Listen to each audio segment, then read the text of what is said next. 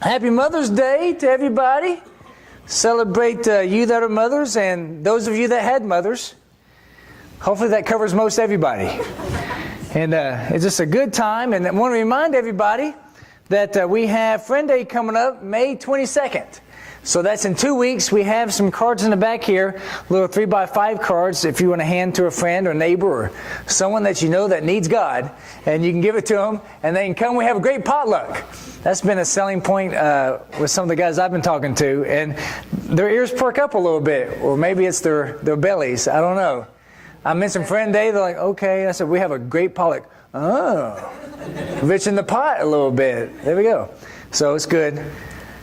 And of course, just a great Mother's Day. I was blessed to be with my mom and son this last week.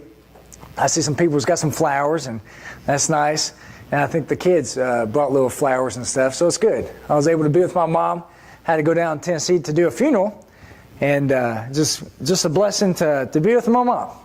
You know, we don't always have our moms, so always enjoy that time. And you know, it's interesting. As I was just reading some things, I came upon this fact. Of course, you know who she is. That's the Statue of Liberty. And how many of you guys have been there and seen the Statue of Liberty? Okay, quite a few. It's pretty neat, isn't it, to get that close? And the person who made that was Frederick Bartholdi. I know I'm mispronouncing that, but he's French, so just put a French accent on that. And he made that. He was really inspired by the freedom that we have here in America. This happened soon after the Civil War, all right? And he was just inspired by the freedom that we have and that we would fight for certain freedoms, and they didn't have that there in France. And so he was inspired by it. So he wanted to do this gift to America to inspire us and wanted to use a model that depicted that strength, that courage, and that liberty that he saw in the American people, which was cool. And so, you know, after scrutinizing a number of models, he ended up choosing his own mom. Isn't that interesting? And so, I don't know what his contributors thought about that. I found the perfect woman, my mom. It's like, okay. Well, he probably just did it. They probably figured out later when the face was 50 feet high and things like that. But I thought it was really cool. Cool little story. And hopefully, when you think about your mom, you think about someone who had strength and courage and good freedom. We're blessed than we are to live in a country such as this. Amen. And so today I want to talk about a godly woman.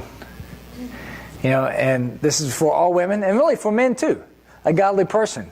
And I love this story that we have here in Hannah. Hannah's story here in 1 Samuel. Most of it here in chapter 1. If you don't know this story, it's going to be really interesting. And it's a good story, and it really happened. It's a true story. I can say that every time we come together and talk to you about a message from the Bible. This is a true story. And this happened a few thousand years ago. And Hannah, it's interesting, her situation. And I encourage you to read all this and study it on your own. You know, find something, part of this story that's interesting to you, and do some research. Always want to encourage everybody to do your own Bible study. And do research, find out what I say and talk about. And, you know, if the Spirit is guiding you to study something, then study it. It's great.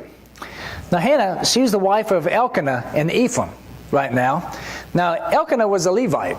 Now, he didn't have a post right now, but he lived there in the country, but he would still go for his yearly sacrifices. Hey, Kirsten, welcome back from college.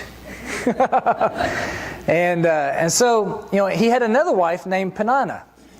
So it's interesting that he had two wives here, all right? And so, as you imagine, that created an interesting household, especially because Peninnah was blessed with children while Hannah was barren. It's hard, isn't it? When something like this, I don't know how many of you have two wives or a co-wife to a man. But, you know, this situation was very difficult for them. So Hannah was deeply troubled at not having children. And that's something that we see a lot of times, whether it's a woman, a woman, a wife, troubled with having children, or a single person troubled finding the right person to get married to, or someone looking for a job, whatever it may be. we have these struggles in life. We all have these struggles at different times in our life, no matter what it is. Hannah's situation here is that she wasn't having children. And it bothered her deeply. And Peninnah, that's her over there on the right. How do you think she was about this situation? Peninnah, she had these children. Hannah didn't. I'm sure she was really kind about it. So, you know what? Let's just be co-mothers to these children and raise them together. As you can see by this picture, that wasn't the case. Hannah was made to feel inadequate by Peninnah. And this happens, whether it's about motherhood or a different situation. Maybe in church.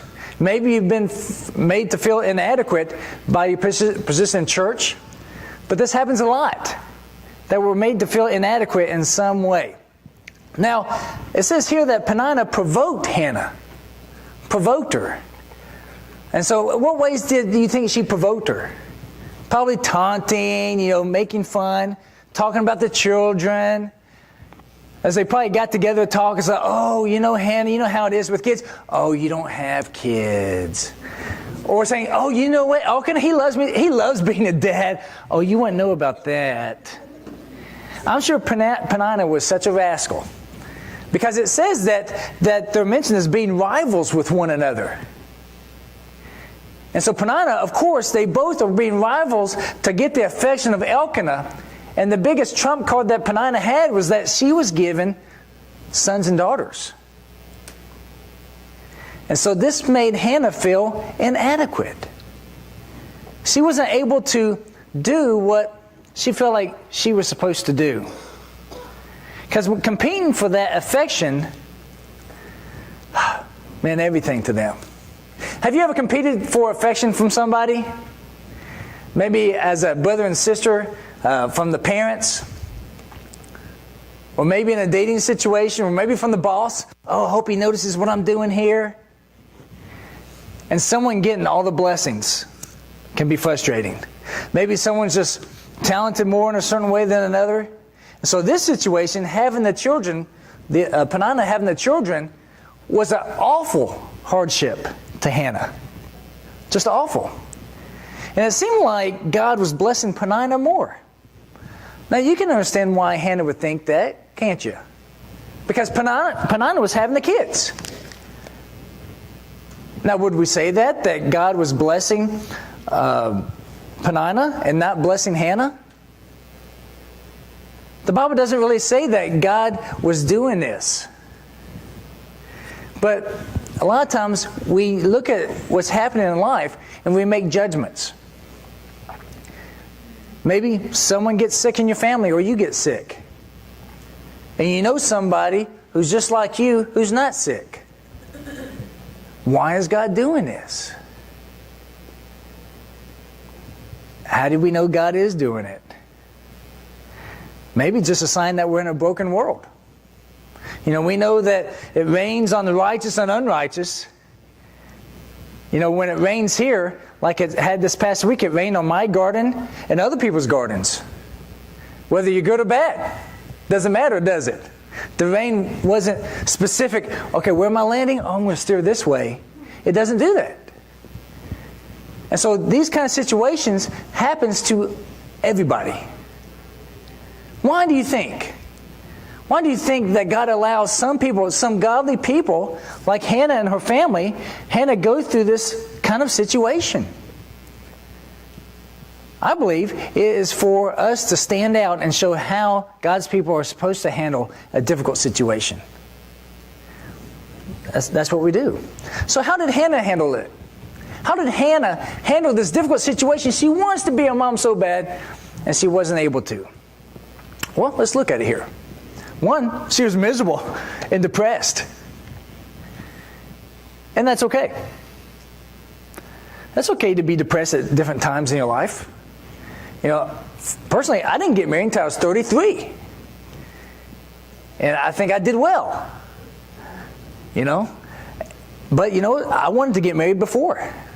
When I was 25, I had a whole plan in my life. When I was about 16, 17, I was kind of making a plan for my life. Okay, go to college when I'm 18, graduate when I'm 22, get married when I'm 23, and start having kids when I'm 26. I had those specific dates in my mind. Okay, I know you laugh because it's, and I didn't get married until I was 33. Now there's temptation, and the devil will say, you know what? I think you're broken. I think you're unmarriable. It's not just me saying it, it's all women everywhere are saying it. You're just not the marrying type. If you have any doubt, look in the mirror. The devil does things like this and whispers these things in your mind. Now, is that true? Of course not. Of course not. But Hannah, she was feeling like, I'm broken. I'm not a full person. And so she wasn't able to do what she was made to do. Have kids. And she was taking her self-worth out of that. She was taking her self-worth out of that. And it affected her marriage. And Elkanah said to her, aren't I worth more to you than 10 sons? Now, the Bible doesn't have Hannah's response, but I think it was no. But Elkanah said that. It's like, aren't I worth to you more than 10 sons? It's like, I have this, I love you so much. You have great value to me. But see, that's where Hannah, in her struggle, she was focusing on herself. Now, she didn't handle this situation perfect, right? She was getting all of her self-worth about what she could do instead of in the eyes of the person that she was wanting to do this for. She wanted to do this for herself, but really for her husband as well, to bring a son to him. And sometimes we do that in the church.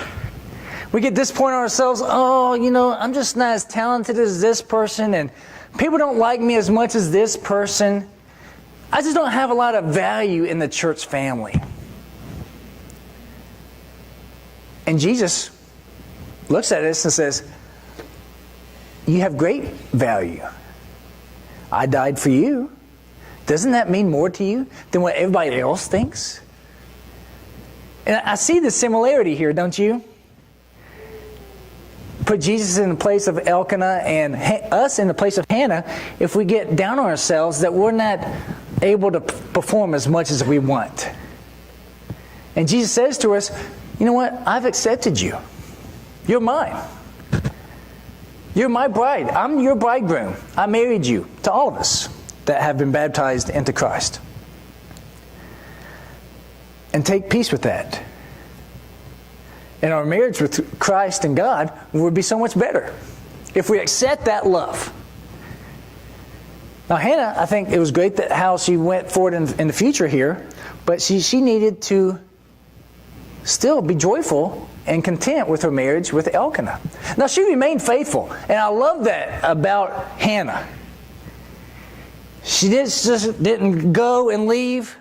It's like, I'm just going to go away and leave you. But she stayed faithful. She kept going with them every year to do the sacrifices. She continued to put her trust in God, continued to pray to God, even though she felt like her rival was being blessed more than her. Now, there's that temptation if you feel maybe slighted by God or by life in some way. And so, you know what?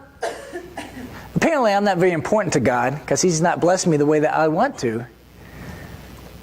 It probably won't bother Him if I don't come to church as often. Well, don't get involved as much as some other people who are really blessed. They have reason to go to church and say thanks. Look at them. There's a temptation there. And I admire Hannah for staying faithful. But she prayed. She prayed to God. So she made a deal with God. She did. It may sound interesting. Making a deal with God. For one, she recognized that God's in control. God's in control. And I know we're blessed with science, that science can help us in a lot of ways, specifically in this way of having kids. But still, God is in control of that too, isn't He? I've heard many stories of people who tried all sorts of things to get pregnant, and then they ended up getting pregnant naturally. So she recognized that God's in control of this. God is the great family doctor here. And she was desperate. So she made this decision to dedicate her child to God. Not just dedicate, you know what, God, I'm going to raise a child if you give him to me. A boy specifically. She was specific. And I'll give him to you his whole life. Now that's big, isn't it? Because the whole idea of being a mother and having a child is that you have a child for his life. And you can see how deep this was to her, that she just didn't want to have a child to raise, but she wanted a child. And she would say, I'll give this child to you, God. Now, if you think about whatever blessings, whatever thoughts you have that make you feel inadequate to God, have you prayed to God and say, God, if you give me this blessing, I'll use it all for you? Or is this a certain situation when we feel inadequate, is it just because of us? Is it selfish? Because if it is, then our motivation's wrong. But Hannah said, I'll give him to you. And so that's interesting about making a deal with God. Have any of you ever done that? You don't have to show hands. But have you ever made a deal with God? God, if you help me in this way, if you help so-and-so, I'll do this. There was a movie, I think it was in the 70s. It's about a guy, I can't remember the name of the movie right now, but he was way out in the ocean, and he was swimming. He was like, God, help me. So I'll give you everything. I'll give you, he was wealthy. He said, I'll give you all my money. I'll live the rest of my life to you. And he gets closer. He starts saying land. All right, God, I think I'm doing pretty good. And he said, I'll give you half of everything I have. And he gets closer and touches the bottom of the ground a little bit. He said, God, I think I've got it now. I guess I don't owe you anything because I made it on my own. Now, it's tempting if you ever make that deal with God and you're successful, you think, I guess I did it. God, never mind, I got it now. Now, Hannah is blessed. She's blessed with a son. Now, what would she do? What does she think about this? Well, I think we can tell by the way she named him. She named him Shemuel. That's the Hebrew pronunciation of it. Shemuel. Like a lot of the names from the Bible to English, they change a lot. And so Shemuel is really two words put together. It's the word Shema, which meant to hear, and El, meaning God, or El is the Hebrew pronunciation of that. And so his name was Shemuel. And of course we changed it to Samuel. And so she wanted even his name to show that God heard me. That's what she's saying. Every time she said his name, Shemuel, God heard me. Shemuel, come here. God heard me. Isn't that cool? That you give that meaning to that name. God heard me. So I'm imagining there was great rejoicing that day. She might have even given a wave to Penina. Hey. Because she's a mother now. In the ways that she felt inadequate, she's now, in her eyes, made adequate. And she recognizes that it was God that did it. God heard me. Now she says that through the name of Shemuel because she had a son.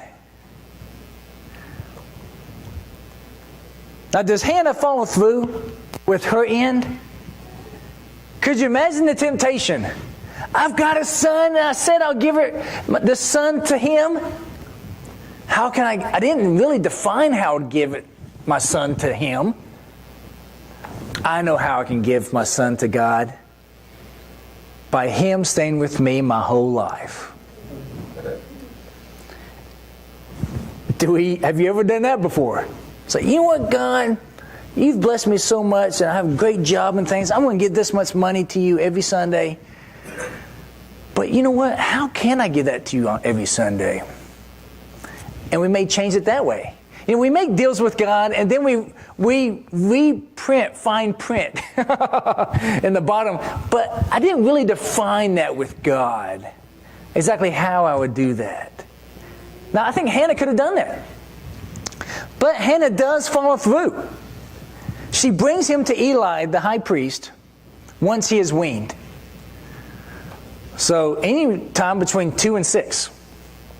I think most people, scholars split the difference, say he was about 4. Okay?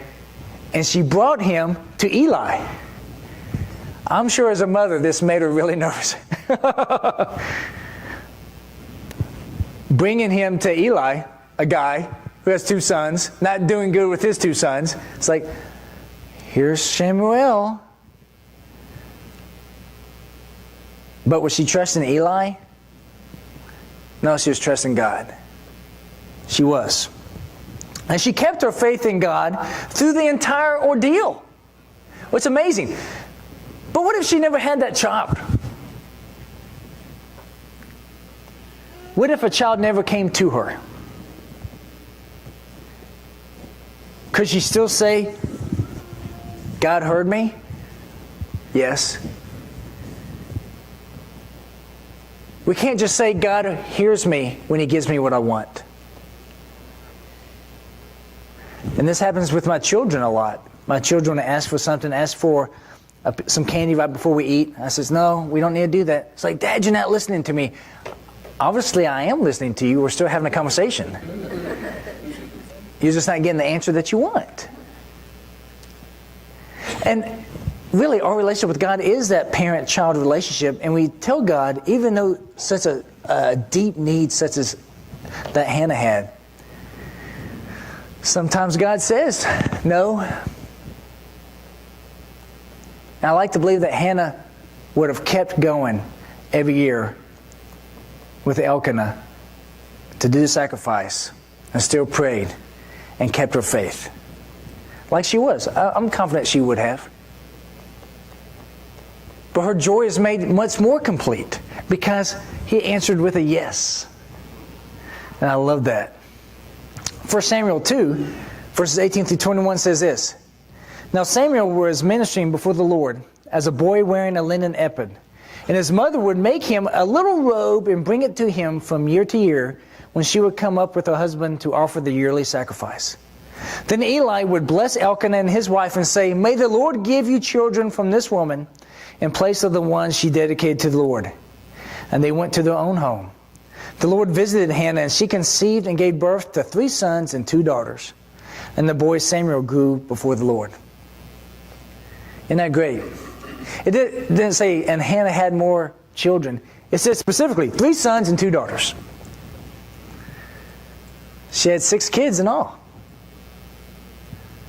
What a blessing. What a joy. Now, with Hannah being blessed with more children, it's interesting that she would keep bringing a robe every year to Samuel. And you know that meant so much to Samuel. He probably kept those, wore them out.